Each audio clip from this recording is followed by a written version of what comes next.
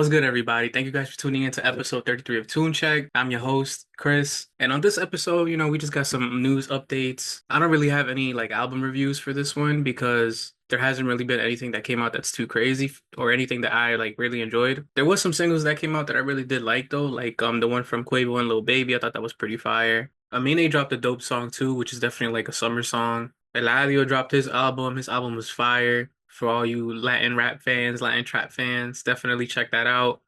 I'm Hispanic at the end of the day, so I'm definitely gonna check out any Latin trap that comes out, any Latin rap. Eladio is one of my favorite Latin artists. But I do want to do some Latin album reviews. Like, I'm Hispanic at the end of the day, so it is a genre that I'm always listening to, especially Latin trap, Latin rap. I'm not really too much of a fan of reggaeton. Every song sounds the same, to be honest. Every beat is the same when it comes to that genre. So I might actually start rolling that out very slowly soon, maybe. I am going to the Rose concert in May. It's like 2 weeks after the Kendrick concert that I'm gonna go to. So I might make a video for that and post it up somewhere, to be honest, so that way everybody can see how it was. But in regards to that, more to come soon, definitely. But before we get into the news, like and subscribe, follow me on socials. All of my socials are in the description, from TikTok to Instagram. My Buzzsprout link is down in the description as well for your favorite platform to listen to this on. And I also want to say thank you to everybody that's been, supporting and liking all my stuff. Definitely want to build my following a little bit more, so I really appreciate anybody who's been following me on socials, liking all my stuff. But if there's any ways that I could improve and make better content for you guys, just let me know. I'm definitely down to do all of that. But let's get into this news now. So the first thing I'm going to start off with is Billboard. So Billboard released a list of 25 best female rappers of all time. So as I was looking at the list, it kind of feels like it's all over the place. I definitely would move some names around. Trina and Eve should definitely be top five. Lil Kim should definitely be top five. The number one spot should go to Lauryn Hill. I've said this to a bunch of people. Lauryn Hill is literally the GOAT. She released just one album. She inspired so many artists that came out after her. She's held really high on the pedestal for a lot of rappers, a lot of artists in general. The Miseducation of Lauryn Hill is the perfect album. I don't think anybody or any other project could come close to it, to be honest. And she was also the first female rapper to win Best Rap Album for The Miseducation. There are some other names that I feel like are missing, and some names that still need to be moved around, to be honest. But I kind of want to know your thoughts on this. So if you have anything to say in regards to this, just comment. Let me know what you think. I had seen somebody comment, "Where's Iggy?" or "Where's Sexy Red?" This and that. Where's Ice Spice? And I'm just like, you guys must be trolling right now. But and then speaking about female artists, next we got Jessie Reyez. She announced her tour Paid in Memories that kicks off in June with special guest Raheem. So I'm gonna have to pull up, to be honest, because Pain and Memories was a great album. I think Jessie Reyez is one of the best R&B artists out. She makes really good quality music. I've seen snippets of her performing, on stage. She could really sing live. She has a great stage presence as well. And I think she's gonna kill it. I feel like this is gonna be a great tour. It's gonna be super entertaining. It's gonna be fun. And the tickets aren't even that bad, so definitely pop out for her if she's in a city near you. Definitely check it out. Go listen to the album as well. The album is amazing. One of the best albums that came out this year. And then speaking about albums, we got Kali Uchis next. So she revealed her track listing for her new album, Sincerely. She also stated that it's going to be an English album, so I'm happy with that. I hope it's a full R&B album. I think it's going to be dope. She makes great R&B music. I love when she blends, Spanish and English on her tracks. It's dropping May 9th, so that's a few weeks away. So I'm super excited for that. So in regards to the track listing and the image that she put up, it seems like there's a few songs that are, different with their font. So I'm assuming that the different ones with the different font are possibly the songs that are going to have features on it.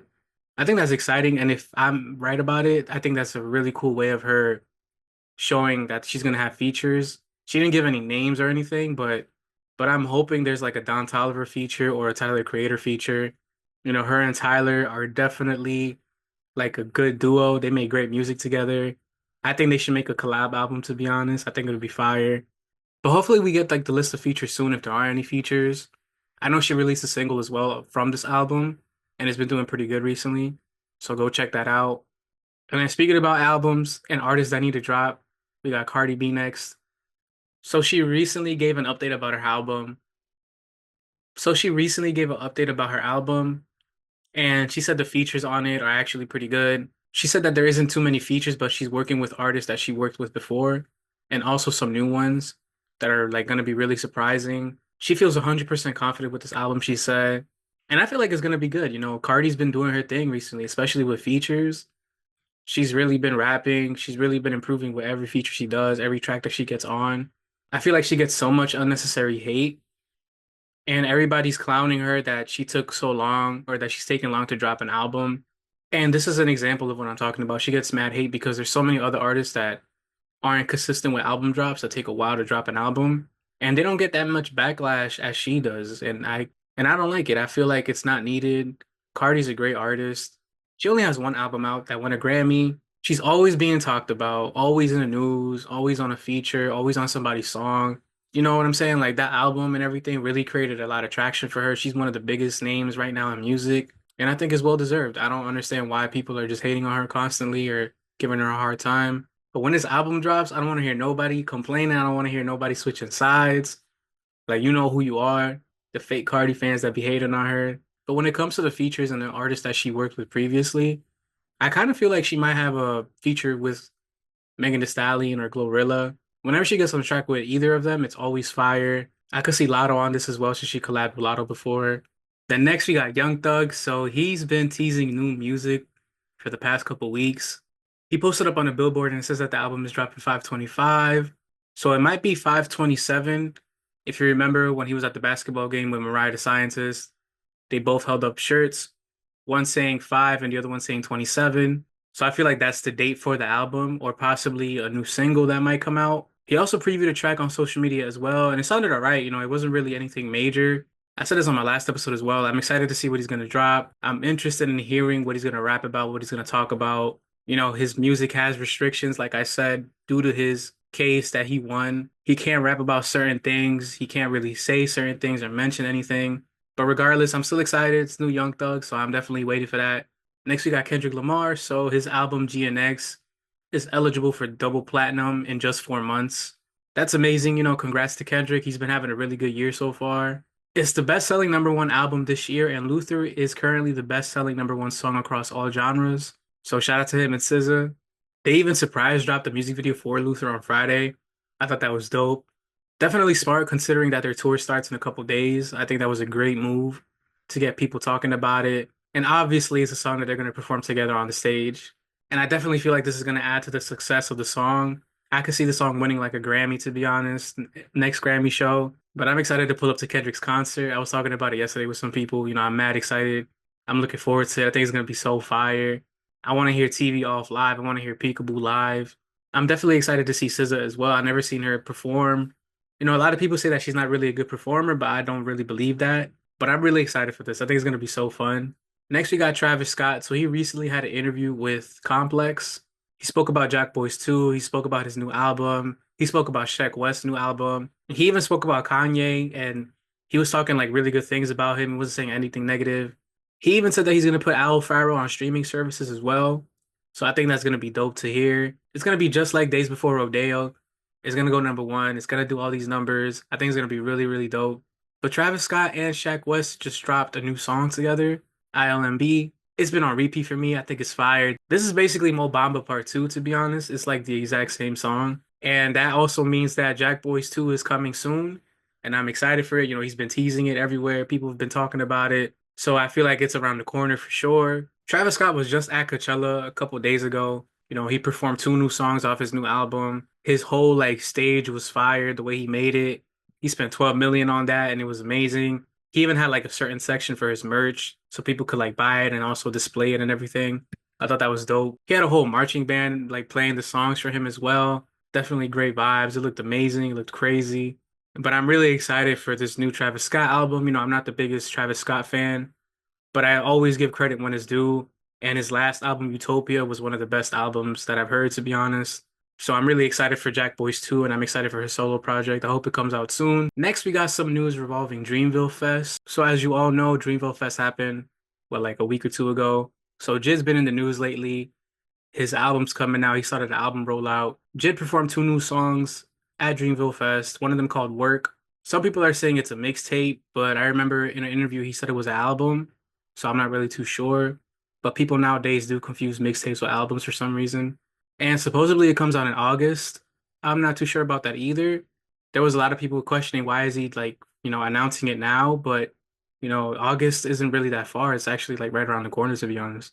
He had a truck and people in hazmat suits out in Dreamville Fest, and he was playing work for them inside of the trucks before he hit the stage. He even previewed a Metro Boomin produced track as well. Dreamville Fest is always a vibe. I wish that I could have gone, but it seems like we can still keep going because J. Cole announced that Dreamville Fest isn't going anywhere.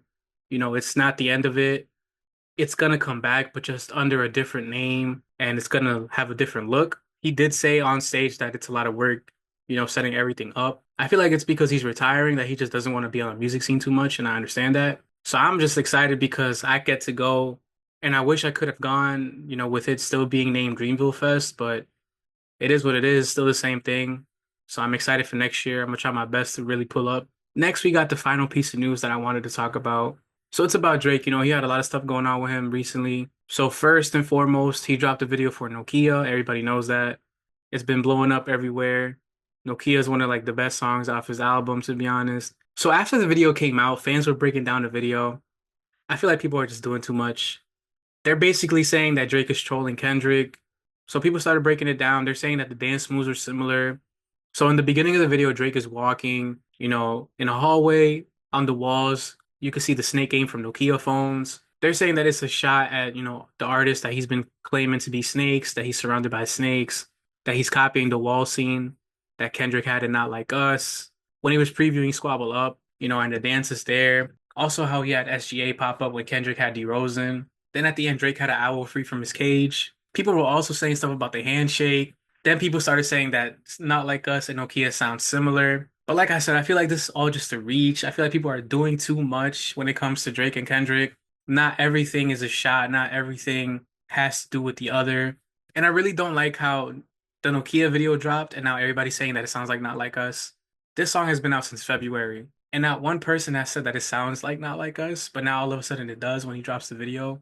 I think that's insane. I think that's just crazy. Y'all just reaching, to be honest. I think it's ridiculous. They're two different songs about two different things. Drake walking in the hallway with the snakes around him is because that's on the game. I don't think the dances were similar at all. Drake's made black and white videos before. Look at Energy. He made Energy. The handshakes were completely different in both videos. So I don't even know where that came from. The SGA pop up. SGA's from Canada. D Rose is from Compton. Like, they're just repping their city. It's not really that big of a deal. The owl at the end of the video could possibly be a shot, but then again, he's just saying that he's free. Like, it's not really that big of a deal. And Drake's been making songs like Nokia for a really long time. I'm guessing everybody forgot Hold On, We're Going Home.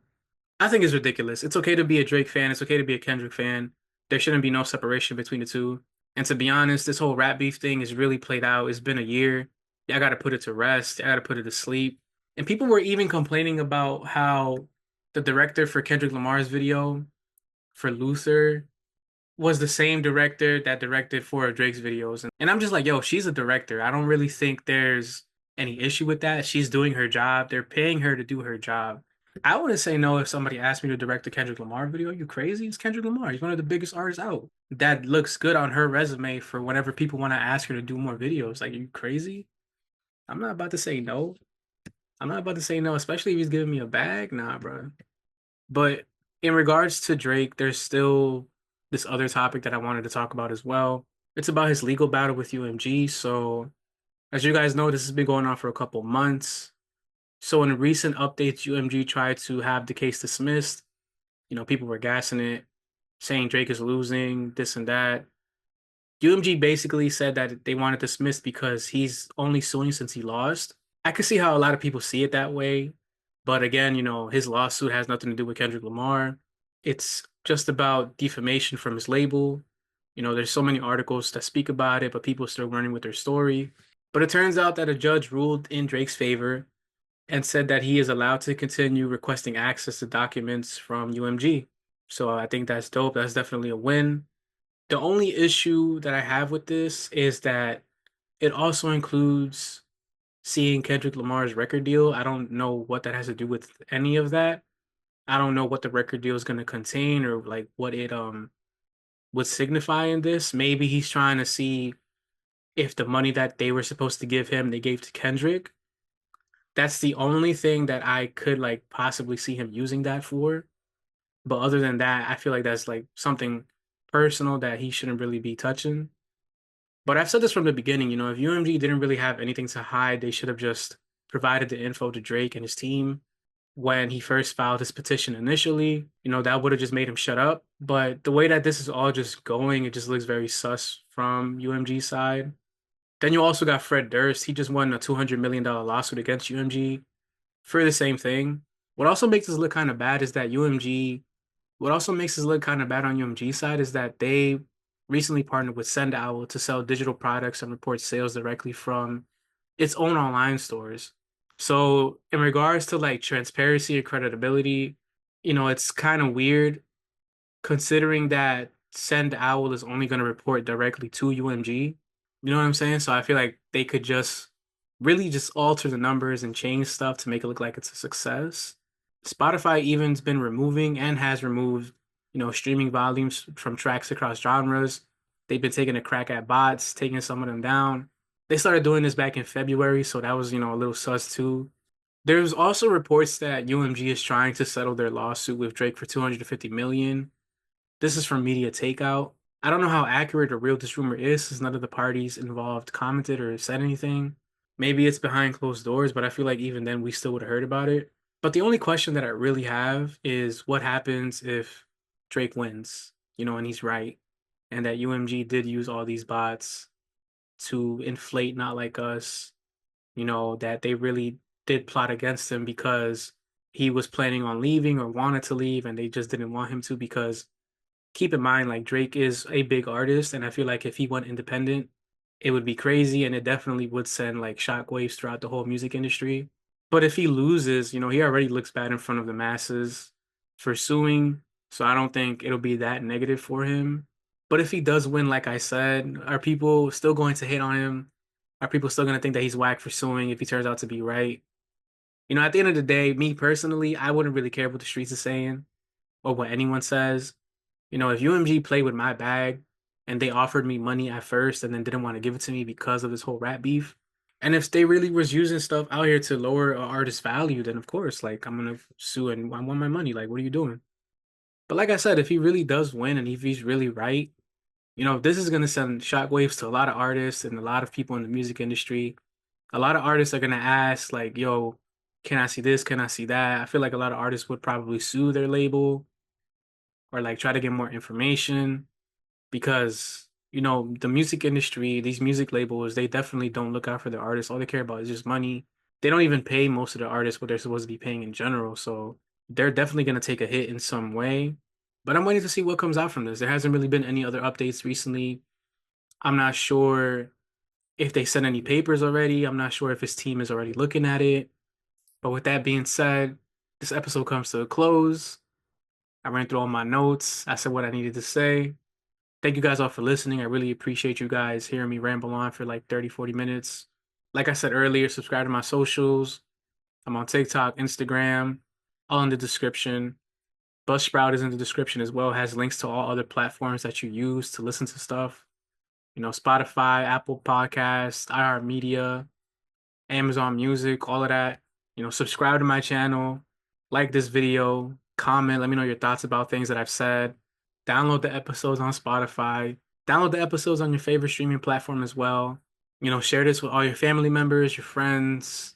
And I really appreciate the love that you guys have been showing me recently on all my pages. Thank you so much. And I hope you guys all have a great week ahead and tune in for the next one. Peace.